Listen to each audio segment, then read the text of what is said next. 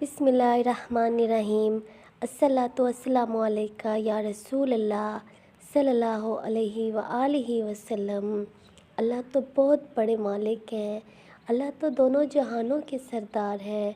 अल्लाह आपके दिल के सारे हाल को जानता है। अल्लाह तो अपनी मखलूक से बहुत प्यार करता है, यहाँ तक कि उन काफरों से भी जो अल्लाह के साथ किसी को नाउज़ बिल्ला शरीक करते हैं, वो अल्लाह को नहीं मानते। अल्लाह को तो अपने वो बंदे भी बहुत प्यारे हैं, लेकिन अल्लाह तो हम इंसानों से इतनी मोहब्बत करता है, हमें कभी भी तकलीफ़ों में परेशानियों में अकेला नहीं छोड़ता। और जो अल्लाह के महबूब हैं, जो अल्लाह को मानते हैं, अल्लाह का सजदा करते हैं, अपने रब की इबादत करते हैं, तो अल्लाह को तो वो बहुत प्यारे हैं। चाहे वो दुरूद पाक पढ़ें या ना पढ़ें, लेकिन अल्लाह को अपने बंदे बहुत अज़ीज़ है, क्योंकि उन्होंने कलमा तो पढ़ा है ना अपने अल्लाह पे। तो आप जब मायूस होते हो, आप ना उम्मीद होते हो, तो यहीं से आप कमज़ोर हो जाते हो। आपने मायूस नहीं होना, ना ही ना उम्मीद होना है। अपने अल्लाह पे उम्मीदें रखो, अपने अल्लाह पे यकीन रखो, तो आप और भी ज़्यादा मज़बूत हो जाओगे। अपने अल्लाह के साथ जुड़ना है तो अपने प्यारे मोहम्मद सल्लल्लाहु अलैहि वसल्लम पे दरूद पाक पढ़ें, उनको याद करें। जब आप उनसे मोहब्बत करेंगे तो आपका अल्लाह भी आपसे खुश होगा, राज़ी होगा। जब अल्लाह ताला राज़ी हो गया तो समझो दोनों जहान ही आपके हैं। हर हाजत पूरी होगी, हर खुशी मिलेगी, हर कामयाबी मिलेगी, सुकून भी मिलेगा, और सब कुछ अल्लाह ताला आपको अता करेंगे। बस मोहब्बत से अल्लाह को याद किया करो। मोहब्बत तो हम सब मुसलमान अपने रब से करते हैं। बस अल्लाह को हर वक्त याद रखा करो।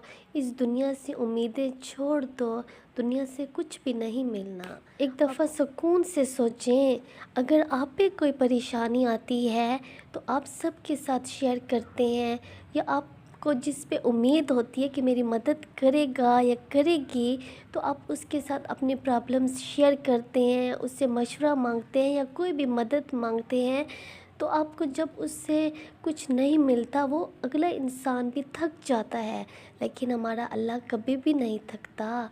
आप चाहे दिन में 40 बार भी उसको पुकारें, सारा दिन भी अपने अल्लाह को पुकारें मदद के लिए, वो आपसे कभी भी नहीं थकेगा।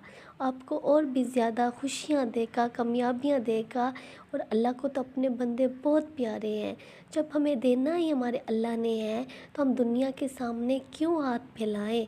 अपने अल्लाह से मांगें, अल्लाह से भीख मांगें, अल्लाह के सामने अपने दुपट्टे को, अपनी झोली को फैला दें, वो ज़रूर आपको अता करेगा। अपने प्यारे मोहम्मद सल्लल्लाहु अलैहि वसल्लम की सिफारिश लें। उन तक जब आप दुरूद पाक को पहुंचाते हैं तो अपना पैगाम भी पहुंचाएं। आपकी ज़िंदगी ज़रूर आसान होगी। एक बहन थी, उसके शौहर का ताल्लुक़ किसी और औरत से था, और जब बाहर के लोगों ने कहा था कि उसका ताल्लुक़ इतना ज़्यादा, वो इसके शौहर का और किसी और औरत का इतना ज़्यादा ताल्लुक़ था कि जो लोग देखते थे वो कहते थे कि ये दोनों मियाँ बीवी हैं। तो ये बहन कहती है, मुझे पहले नहीं था पता। मैं 313 मरतबा दुरूद इब्राहिमी को पढ़ती थी, और रोज़ाना हर सूरत में मैंने कहा था कि मैं इसको कंप्लीट करूँगी, चाहे कुछ भी हो जाए। मैंने 313 मरतबा दुरूद इब्राहिमी को कंप्लीट करती थी और रोज़ाना पढ़ती थी। बस यही मेरी रूटीन थी। तो कुछ दिनों के बाद मेरे शौहर का रवैया मेरे साथ अच्छा नहीं था। वो मुझे बहुत ज़्यादा तकलीफ़ देता था, बातें सुनाता था, छोटी छोटी बातों पे लड़ता था, मसला बनाता था, कुछ समझ नहीं आती थी। हालांकि मैं तो दुरूद पाक को बड़े फोकस से और बड़ी मोहब्बत और यकीन के साथ पढ़ रही थी, लेकिन मैंने दुरूद पाक को नहीं छोड़ा। दुरूद इब्राहिमी को जिस तरह मैंने सोचा हुआ था कि 313 मरतबा मैं इसको रोज़ाना पढ़ूँगी, तो उसी तरह मैं दुरूद इब्राहिमी का विर्द कर रही थी। दुरूद इब्राहिमी को मैंने नहीं छोड़ा। तो ऐसे ही लड़ाई होने लगी, कभी शौहर मेरा ठीक हो जाता और फिर कभी अचानक से लड़ने लग जाता। तो कुछ महीनों के बाद मेरे शौहर की तबीयत बहुत ज़्यादा ख़राब रहने लगी, वो बहुत ज़्यादा बीमार रहने लगा। घर में बच्चों को भी बहुत ज़्यादा डांट देता था, गुस्सा करता था, मारता था, कोई बात भी नहीं होती थी। एक दिन मुझे उसने कह दिया था कि मैं तुम्हें छोड़ दूँगा, اور پھر میں کسی اور لڑکی کو پسند کرتا ہوں اور اس سے شادی کروں گا۔ تو میں نے اس کو کہا کہ ہاں تم مجھے طلاق دے دو۔ پھر میرے شوہر نے کہا کہ میں تمہیں طلاق نہیں دوں گا اور اس سے بھی میں شادی کروں گا۔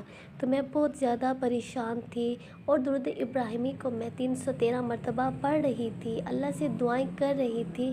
تو کچھ ٹائم کے بعد ایسا ہوا کہ بس مجھے صبر ہی آ گیا، میں خاموش رہتی۔